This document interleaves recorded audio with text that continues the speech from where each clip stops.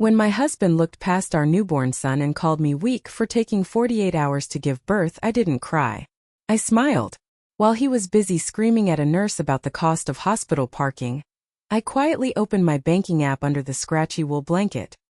He scoffed again, completely oblivious that I was draining our entire $78,432 joint account, money I had earned, into a trust he could never touch. He thought his words had destroyed me, but they had just signed his own financial death warrant. You won't believe what he begged for when my lawyer finally called him back 3 years later. The air in the room is thick with the metallic tang of blood and the sweet, powdery scent of a life just begun. It's a strange cocktail of an ending and a beginning. For 48 hours, every clock in the universe had stopped. There was only the rhythm of my own body at war with itself, a primal, gut-wrenching marathon measured in waves of pain that crested and crashed without mercy. Now there is only the quiet, steady weight of him on my chest. Noah, my son. His tiny hand, a perfect miniature starfish, is curled around my finger. His breath is a warm, milky puff against my skin. I feel a wave of relief so total, so bone-deep, it almost feels like another form of pain. My body is a wreck, a vessel that has been pushed to its absolute limit and beyond, but my heart is finally full. I look up, searching for the face I've longed to share this moment with. My husband, Mark. I expect to see my own joy reflected back at me, the culmination of 9 months of waiting, planning, dreaming. Instead, his face is a canvas of impatience and cool disappointment. His jaw is tight. His eyes, which I once thought held the whole world, are narrowed, scanning the room as if looking for an escape route. He hasn't truly looked at me, not really, since the final push. He let out a sigh then, a sound heavy with judgment, a sound that cut through the fragile piece I was clutching like a lifeline. 48 hours, he scoffs. The words are not loud, but they land in the sterile silence of the room like stones thrown through glass. My mother pushed out my brother in 6. I thought you were stronger than this. He shakes his head, a small, dismissive gesture. You're just weak. Weak. The word hangs there, suspended in the air between the beeping heart monitor and the gentle hum of the air conditioning. It's more violent than any scream, more painful than any contraction. It's a verdict, a final judgment on the single most profound and agonizing experience of my life. I feel the blood drain from my face, a cold tide receding, leaving me numb and hollow. My gaze flickers to the corner of the room, to my own mother.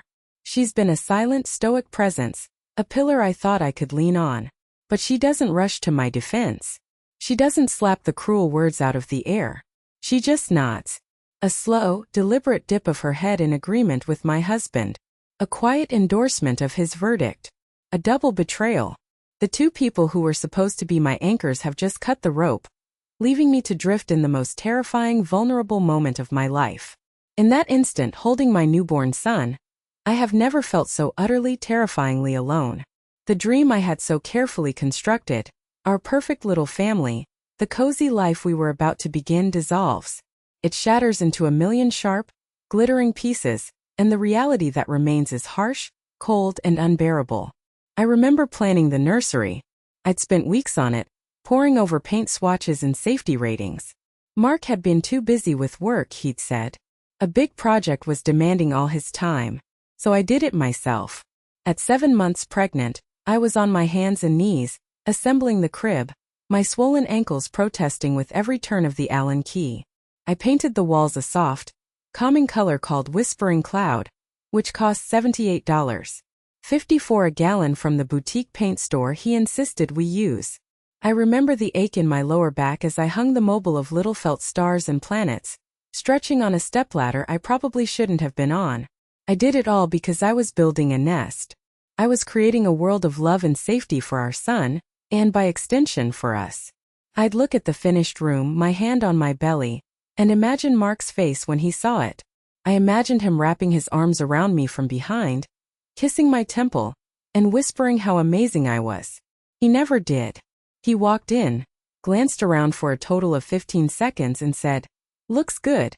Is that crib from the expensive brand I sent you?" Our finances were another project I managed alone. I was the one who created the baby budget spreadsheet, a meticulously color-coded document tracking every anticipated expense from diapers to a college fund. I calculated that we'd need to save an extra $750 a month to be comfortable. I started cutting our grocery bill, switching to store brands, canceling my own streaming subscriptions. I sold some of my old camera equipment, a passion I'd sidelined for more practical pursuits, and deposited the $1,800 directly into our joint savings account, labeling it hospital deductible. 2 weeks before my due date, I logged into our banking app to pay a bill and saw a charge for $1,249.99 from a high-end golf store. When I asked him about it, he was defensive. I need a way to de-stress, Laura. This is a huge life change for me, too. I need an outlet. I remember just staring at the screen, at the negative balance in my column of the spreadsheet, and feeling a familiar, quiet resignation. His stress required a new set of titanium drivers. My stress was just something to be managed internally. Even the birthing classes were a battle. Do I really have to go? He'd whine. I can just watch a YouTube video. It's the same thing. But I insisted.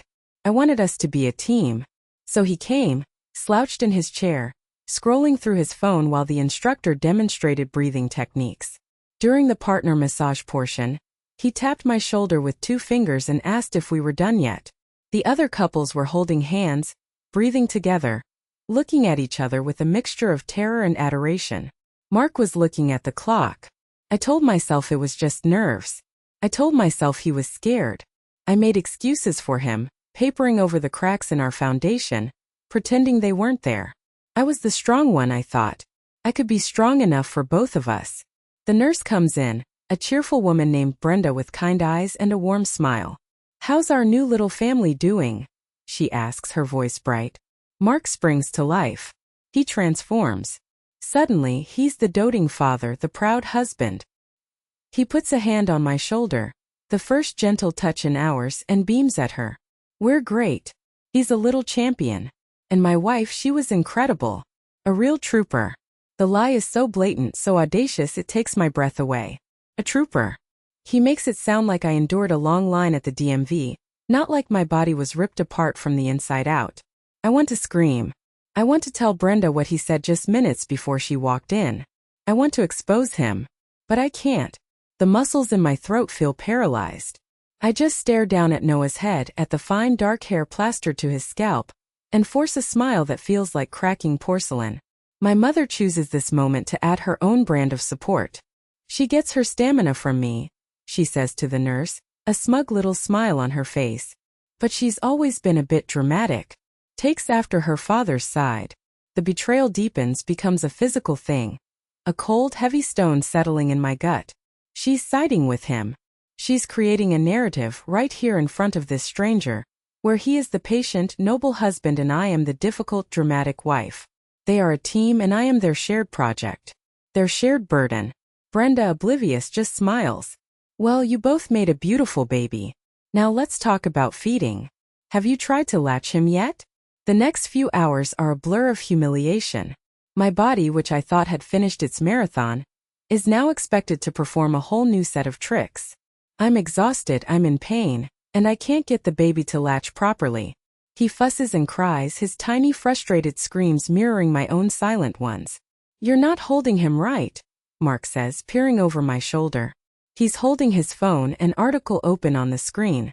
It says here you need to create a C-hold. Like this. He demonstrates in the air with his large, clumsy hand. "See? It's not that hard." My mother chimes in from her chair. "You need to relax, Laura.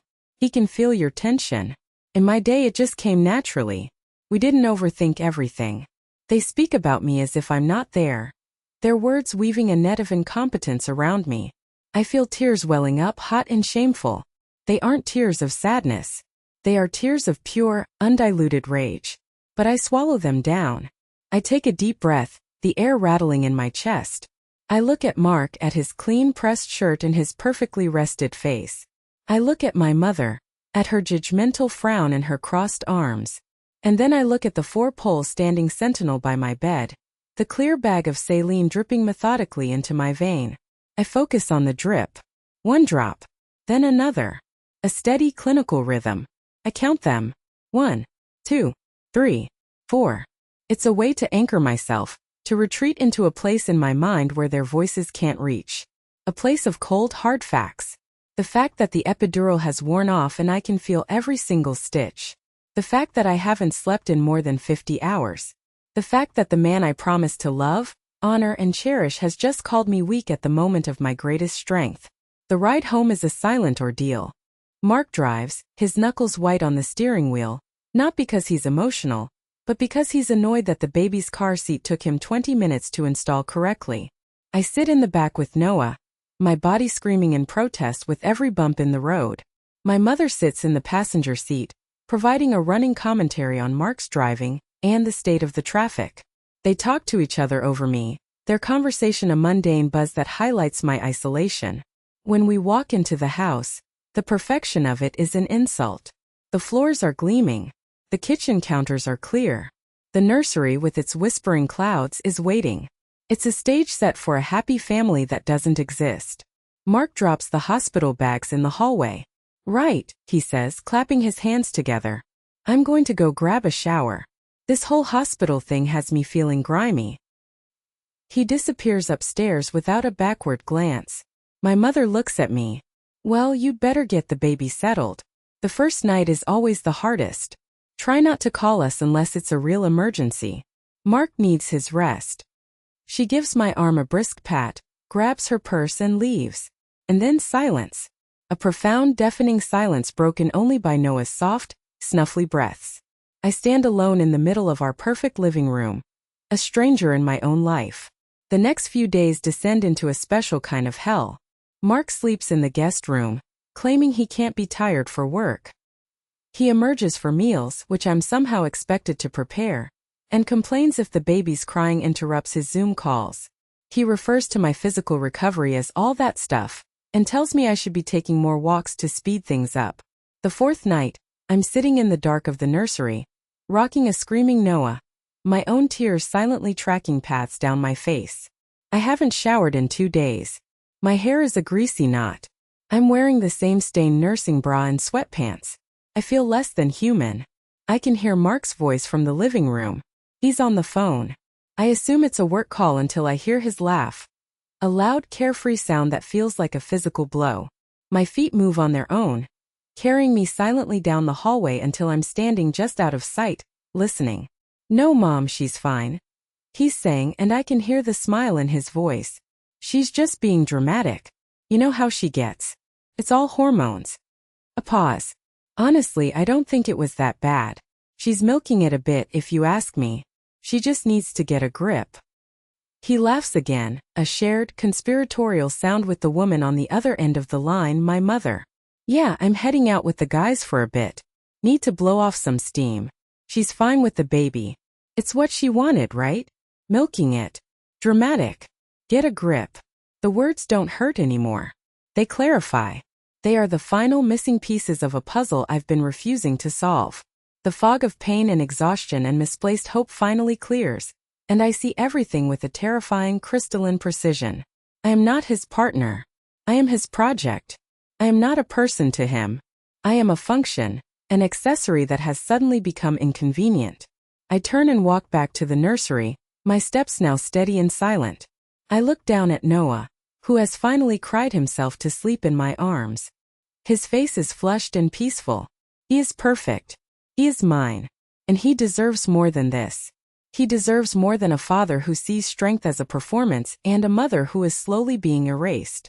I look at my reflection in the dark glass of the nursery window. I see a ghost. A hollowed-out woman, pale and exhausted. But behind the exhaustion, in the depths of my eyes, something new is flickering to life. It's not anger. It's colder than that. It's resolve. A hard, unchippable diamond of a decision forming in the pressure cooker of my heart. He thinks I'm weak. My mother thinks I'm dramatic. They have no idea what I'm capable of. Weak people, I think to myself, a new calm voice cutting through the noise in my head. Weak people sometimes have to make the strongest choices. And my choice has just been made. The war with my body is over. A new war is about to begin. The diamond of resolve in my chest was a cold, unfamiliar weight. It didn't offer warmth, only density. It was an anchor in the storm, and I clung to it as I gently laid Noah in his crib. His tiny chest rose and fell in the steady rhythm of innocent sleep. For a moment I just watched him, memorizing the curve of his cheek, the flutter of his eyelashes against his skin. This was the only thing that was real. This was the only thing that mattered. My movements were fluid, almost unnaturally so, as if I were a different person piloting my body. I glided out of the nursery, closing the door with a barely audible click. The house, usually a monument to Mark's sterile perfection, felt like a mausoleum. Every designer chair, every piece of abstract art, every polished surface seemed to mock me with its emptiness. These were not the trappings of a home. They were props on a stage, and my role had been unceremoniously cut. I went to our bedroom. His bedroom. The king-sized bed was perfectly made, the duvet a crisp white expanse. I walked to my side of the closet. My clothes hung there, a collection of soft, muted colors Mark had approved of, fabrics he deemed appropriate. I ignored them all. I pulled a worn duffel bag from the top shelf, a relic from a life before him, from a time when I was just Laura. I packed with ruthless efficiency. For Noah. Diapers, wipes, 3 changes of clothes, the soft, worn blanket my grandmother had knitted, the one Mark hated because it was off-brand. For me. A pair of old jeans, a few t-shirts, a thick sweater, my toothbrush. I left the expensive jewelry, the designer handbags, the life I was supposed to want. I took my wallet, emptying it of the cash I had, and my car keys. I paused, looking at the framed photo on my nightstand. It was from our wedding. We were smiling, but my eyes I now saw were wide with a kind of hopeful panic. I left it there. Then I sat at the antique writing desk he'd bought at auction, a piece he was so proud of. I took a sheet of his heavy, cream-colored stationery. My hand, which had trembled with exhaustion for weeks, was now perfectly still. The words came easily, a transcription of the thought that had crystallized everything. Weak people sometimes have to make the strongest choices. Goodbye, Mark. I didn't sign it. He would know who it was from. I placed the note in the center of his pillow, a single stark message on that vast empty bed. Carrying a sleeping Noah in his car seat felt like carrying my own heart outside of my body. Each step out of that house was a step into an abyss. The fear was a living thing, coiling in my stomach, whispering that I was crazy, that I was failing, that I should turn back. But the cold diamond of resolve held firm. I buckled Noah into the back seat of my modest sedan, a car Mark had always intended to replace with something more suitable. I was glad he never had. Felt like mine. I started the engine and pulled out of the driveway without a single glance back. The manicured lawns and identical, oversized houses of our suburban neighborhood blurred into a smear of soulless prosperity. I drove towards the highway, the city lights a glittering, seductive trap behind me. I kept driving until they were nothing but a faint orange smudge in the rearview mirror, and then until they were gone completely. The only light was from my headlights, cutting a small, lonely path through the oppressive darkness of the unknown. The first stop was a dingy motel off a forgotten highway, the kind with a flickering neon sign that had a few letters burnt out. It smelled of stale cigarette smoke and bleach. I paid for 2 nights in cash, using a name I plucked from a road sign, Sarah. In the room I collapsed onto the lumpy bed, pulling Noah's car seat close. He was still asleep, oblivious. I was not.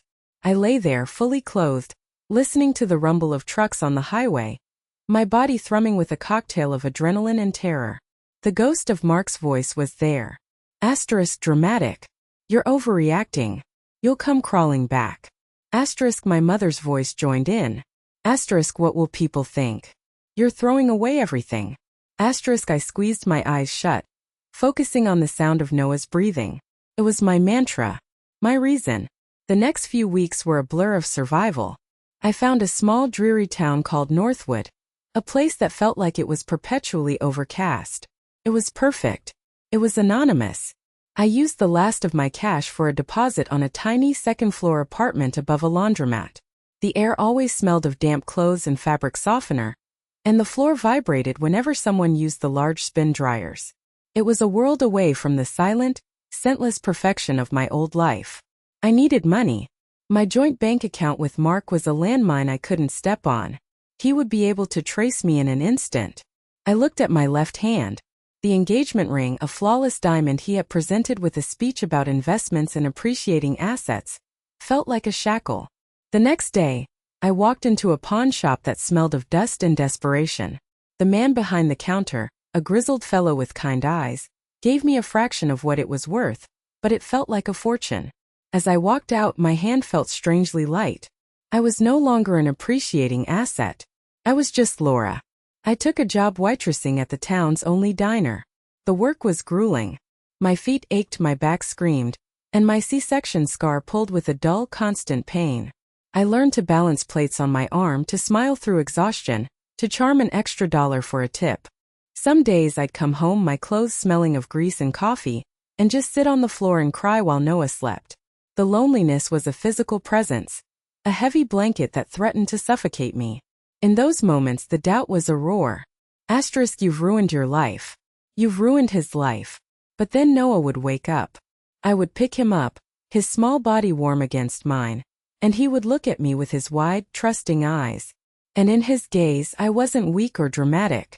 I was his entire world. The exhaustion was mine. The struggle was mine. The small victories were mine. There were no paper-cut comments, no sighs of disappointment, no one to tell me I wasn't enough. Here in this dingy apartment, I was slowly, painfully becoming whole. One night, after a particularly brutal shift where a customer had complained that I wasn't smiling enough, I put Noah to bed and felt the familiar spiral of despair begin. The words, asterisk weak, dramatic asterisk, were echoing again. I needed to get them out. I opened the cheap laptop I'd bought with the pawn shop money and started to type. I didn't know what I was doing, I just wrote. I wrote about the 48 hours of labor. I wrote about the coldness in Mark's eyes. I wrote about the betrayal. I wrote about the bone-deep exhaustion that no one prepares you for. The feeling of your body being a stranger. The gaping chasm between the Hallmark card version of motherhood and the raw, bloody reality. I created an anonymous blog. I called it the 49th hour. For the hour that comes after the breaking point, the hour where you have to decide how to go on. With a trembling finger, I hit publish. I felt a wave of nausea. What had I done? I had screamed my deepest shame into the void. I didn't check it for a week. I was too afraid. When I finally logged back on, my heart hammering against my ribs, I saw a single comment. It was from a woman named Chloe. Asterisk, I thought I was the only one. My husband told me his sister recovered in a week and asked why I was still crying. Thank you. Thank you for making me feel less alone. I stared at the words, tears blurring my vision. I wasn't a ghost screaming into the void. Someone had heard me, and she had screamed back. That single comment was the first stone in a new foundation. I started writing regularly. I wrote about the pressure to bounce back, about the silent judgment in the grocery store when the baby cries, about the myth of the maternal instinct being a magical, instantaneous download. I wrote about the rage and the grief and the profound, earth-shattering love. And people responded. Dozens, then hundreds, then thousands of women. They shared their own stories in the comments, creating a tapestry of shared experience that was both heartbreaking and validating. They were from all over the country, all over the world. We were a secret sisterhood, bound by the common wound of being misunderstood in our most vulnerable moments. The blog became my purpose.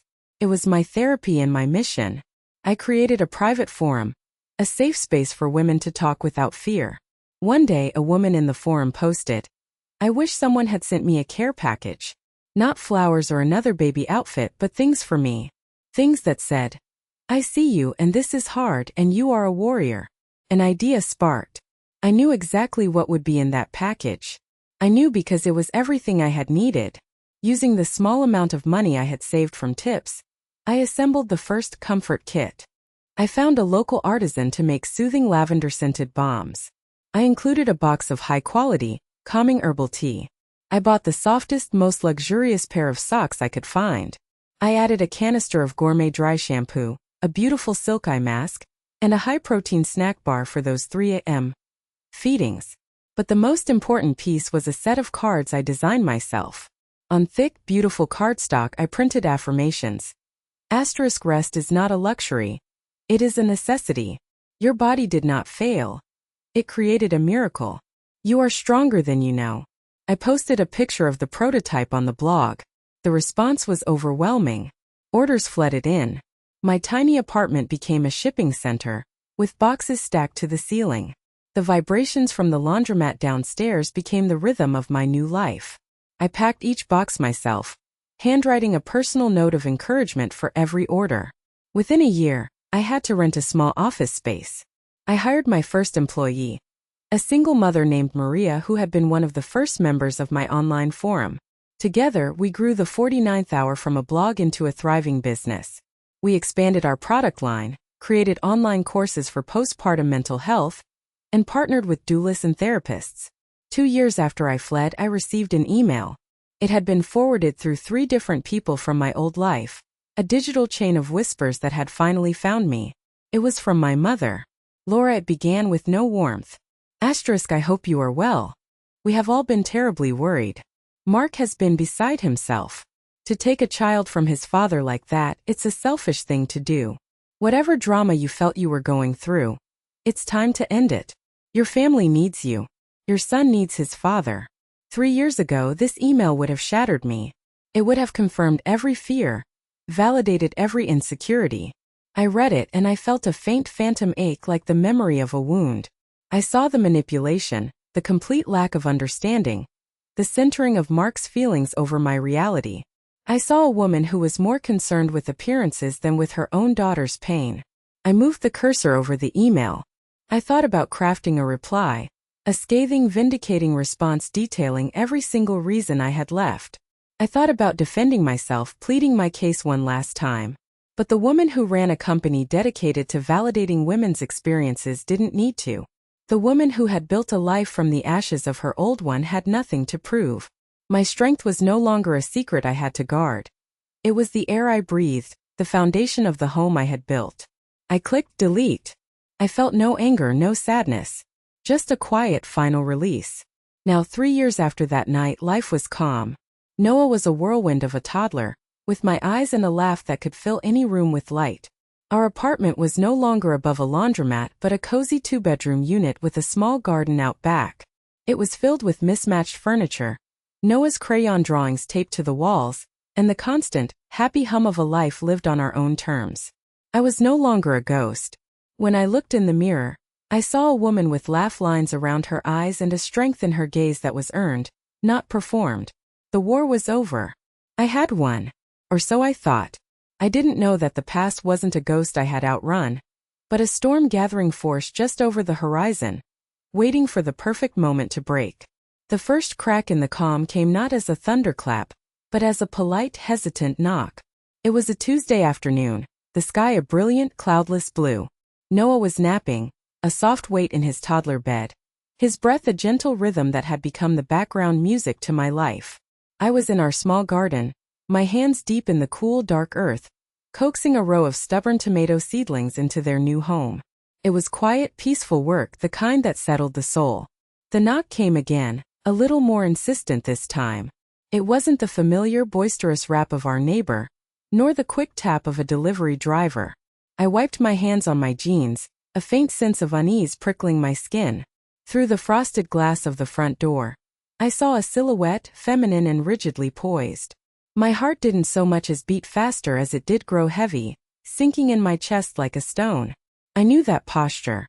It was a posture of judgment, of careful composition, of a life lived for the appraisal of others.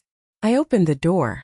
My mother stood on the welcome mat, a stark figure in a tailored beige pantsuit that looked utterly alien against the cheerful, slightly peeling paint of my doorframe.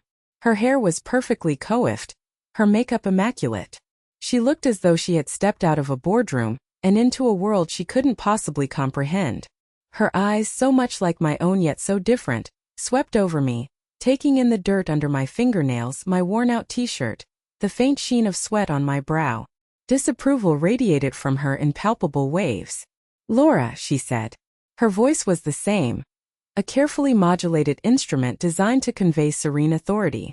It was the voice that had soothed corporate investors and, with the same cool detachment, had agreed with Mark that I was weak. "Mother," I replied. The word felt foreign on my tongue. I didn't invite her in. I simply stood in the doorway, my body a silent barrier. "I came to see how you are," she said, her gaze flickering past me into the hallway, where one of Noah's crayon masterpieces, a glorious multicolored scribble, was taped proudly at eye level. A faint, Almost imperceptible tightening of her lips told me everything I needed to know about her opinion of my interior design choices. "I'm fine," I said. It was the truth. Simple, unadorned, and utterly complete. She took a hesitant step forward, as if testing the boundary I had established. "We were so worried. After you just vanished. No word for 3 years, Laura. Do you have any idea what that does to a family?" The word family hung in the air between us. She meant her family. The one built on appearances, on silent agreements and convenient narratives. The one that had sacrificed me on the altar of a man's ego. "I think I have a very clear idea of what that family does," I said, my voice quiet but unyielding. "That's why I left." "Good for them," I said, and the most surprising thing was that I meant it. His life was his. It had no bearing on mine. Her composure finally cracked just a little. Frustration seeped into her tone. "That's it? Good for them? Laura, this is what I'm talking about. This coldness. Your father and I, we gave you everything. We supported your marriage. We were there for you." "You were there," I agreed, the memory rising not as a hot flush of anger, but as a cold, clear fact. "You were in the room. You heard what he said. You watched him belittle the most difficult and powerful thing I have ever done. And you nodded. You agreed with him." She flinched, a small, almost imperceptible movement. "He was under a lot of stress," she began, the old familiar excuse. "Men get frightened. It wasn't personal. You're always so sensitive." "Giving birth to my son was personal," I said, my voice dropping lower. "Being told I was a failure in that moment was personal. Having my own mother validate that cruelty was personal. It was the most personal moment of my life. And the two people who were supposed to be my pillars of support became my accusers." She looked away toward the street, a blush of color rising on her neck. "What did you want me to do? Make a scene? Contradict your husband in front of the doctors? Think of the embarrassment." And there it was. The core of her laid bare. Not love, not protection, but the mortifying fear of a social misstep. My pain was an inconvenience. A scene was a catastrophe. I felt a profound, weary sadness for her. For a life lived in such a shallow prison. "I wanted you to be my mother," I said softly.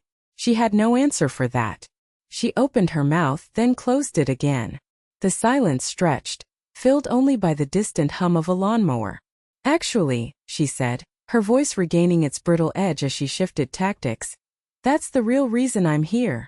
His new wife, Amelia, she's in labor. Been a while. Over a day now." I stared at her, the pieces clicking into place. This wasn't a reconnaissance mission. It was a prelude.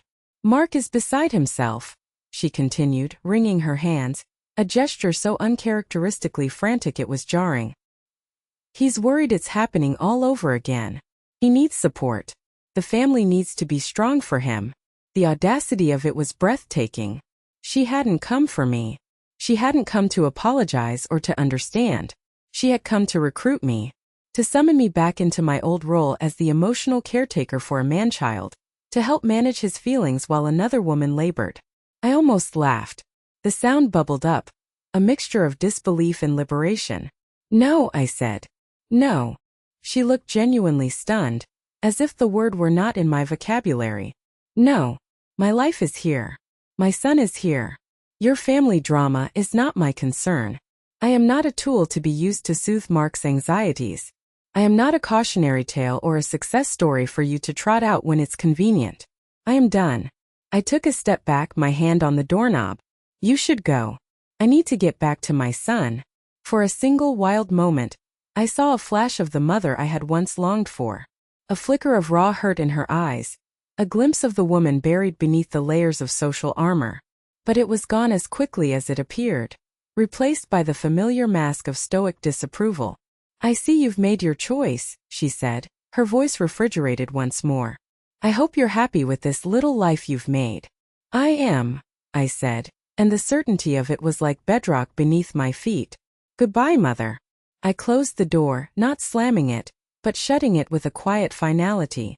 I leaned my forehead against the cool wood, listening as her footsteps retreated and the sound of her expensive car starting up faded into the afternoon. I didn't feel triumphant. I didn't feel angry. I felt the deep, resonant peace of a boundary held. The first wave of the storm had hit, and my little house was still standing. I went back to the garden, the sun warm on my shoulders. I finished planting the tomatoes, my hands once again covered in the rich, life-giving soil. Later, when Noah woke up, his face flushed with sleep, we read books on the living room floor and built a wobbly tower of blocks that he knocked down with a shriek of pure delight. Life went on. The real storm broke that night. It rolled in from the west, a mass of bruised purple clouds that swallowed the stars. Rain began to fall, first as a gentle patter, then as a furious driving deluge. Wind howled around the corners of our building, rattling the window panes. It was the kind of storm that felt elemental, personal. Noah, who usually slept like a stone, stirred in his room, whimpering at the violent claps of thunder. I sat in a chair beside his bed, stroking his hair until his breathing evened out again, the small lamp on his nightstand casting a warm, golden glow that held the raging darkness at bay. It was close to midnight when the banging started. It wasn't a knock. It was a frantic, desperate pounding, as if someone was trying to break the door down. It was so violent it seemed to shake the very frame of our small apartment. My blood ran cold. I crept to the peephole, my heart hammering against my ribs. It was Mark, soaked to the bone, his hair plastered to his skull, his face a ghostly white in the flashes of lightning. The arrogant, confident man I had married was gone. In his place was a stranger, hollowed out by a terror so profound it seemed to have aged him a decade in a single night. I took a deep breath, the air I'd been breathing for 3 years, the air of freedom and self-possession, and I opened the door. He practically fell into the doorway, water dripping from him onto the welcome mat. He stared at me, his eyes wide and wild, searching my face for something. "Laura, please," he stammered, his voice ragged, barely audible over the roar of the storm. "It's my new wife, Amelia. She's in labor. It's been over 30 hours, the doctors, they say she's giving up. She's saying she can't do it." He choked on the words, a sob catching in his throat. I said nothing. I just watched him, a scientist observing a phenomenon I had long studied, but was only now seeing in its raw, unfiltered state. He looked at me, and a strange, twisted kind of admiration filled his desperate eyes. "I was wrong about you, Laura. I was so wrong. You were so strong. You endured for 2 whole days. 48 hours. I never should have said. I was an idiot. A child. You're the strongest person I know." The words that would have once been a healing balm now felt like ash in the air. He wasn't praising my spirit. He was praising my stamina. He wasn't admiring my resilience. He was quantifying my suffering. He still saw it as a performance, a feat of endurance he could measure and rank. "Please," he begged, taking a step closer, his hands outstretched as if in prayer. "You have to come to the hospital. You have to talk to her. You know what it's like. You can tell her how to push through it. Show her how to be strong, show her how not to be so weak." The word hung in the air, just as it had in that sterile hospital room 3 years ago. Weak. A lightning flash illuminated his face, and in that stark, unforgiving light, I saw it all. He hadn't changed. He hadn't grown. He hadn't learned. He was still the same man, terrified of a woman's power and a woman's pain because he couldn't control it. He had mocked my strength when it inconvenienced him, and now he was begging for it when it could serve him. My strength was not a part of me to him. It was a utility, a service he could call upon. I looked at this broken, drenched man who had inflicted my life's deepest wound, and the last vestiges of the past dissolved. There was no anger, no hatred, no desire for revenge. There was just a vast, quiet, unshakable peace. The peace of a war finally truly over. "No, Mark," I said. My voice was calm and firm, a voice forged in solitude and self-reliance, a voice he had never heard before. It cut through the noise of the storm, clear and final. He stared, uncomprehending. "No? My strength," I said, interrupting him gently, "was never for you to witness. It was not a performance for you to judge, and it is not a tool for you to use. My strength was for me and for my son." I let the truth of that settle into the space between us, a shield against his chaos. "Your wife doesn't need me," I continued, my gaze steady. "She doesn't need a ghost from her husband's past to teach her how to suffer better. She needs her husband. She needs you to hold her hand, to look her in the eye, And tell her she is a warrior. Tell her she is powerful and she is perfect no matter how long it takes, no matter if she screams or cries or says she can't go on. She needs you to believe in her strength, not measure it against mine. That is the lesson you never learned. His face crumpled, the truth of my words hitting him with a force greater than any thunderclap. He finally saw, not just that I was refusing him, but why. He saw the chasm between his definition of strength and mine. With that, I gently closed the door, shutting out the storm, his panic, and the last echo of my past. The click of the latch was the most satisfying sound I had ever heard. I turned back to the warm, bright light of my living room. The home I had built. The life I had earned. From his room I heard a small cry. The thunder had woken Noah again. I walked into his room, the golden light from his lamp a sanctuary. He was sitting up, his eyes wide with fear. "It's okay, my love," I whispered, scooping him into my arms. "It's just noise. Mommy's here. You're safe." He buried his face in my neck, his small body instantly relaxing against mine. I carried him to the living room window. Outside, the storm was still raging, but from in here, pressed against the glass, it was just a spectacle. Water streamed down the pane, distorting the world outside into abstract patterns of light and shadow. The next morning, the world was washed clean. The sun shone with a dazzling intensity, glinting off a million beads of water clinging to every leaf and blade of grass. I took my coffee out to the garden. The air smelled of wet earth and new beginnings. My tomato seedlings, which I'd worried about all night, stood tall and green, stronger for the rain. Noah ran out to join me, chasing a butterfly through the wet grass, his laughter echoing in the clear morning air. I saw a notification on my phone, a post from a distant cousin, a mutual connection I'd never bothered to block. A picture of a swaddled newborn. Welcome to the world, little Daniel. So proud of his strong mama, Amelia, and daddy Mark. I looked at the picture for a moment. A new life. A new story. It had nothing to do with me. I felt no curiosity, no bitterness, no connection at all. It was like reading about strangers in a faraway country. I switched off my phone and slipped it into my pocket. I knelt in the dirt, showing Noah a fat, glistening earthworm making its slow journey across a patch of mud. He poked it gently with his finger, his face a perfect portrait of wonder. And I knew with a certainty that filled every cell in my body what strength really was. It wasn't enduring pain for the approval of others. It wasn't a silent, stoic performance. Strength was the quiet daily act of building a life on your own terms. It was the courage to close a door and the wisdom to know what to let in. It was the rich soil in my garden, the sound of my son's laughter, and the unshakable peace of a woman who finally knew her own worth. The storm had passed. I was home.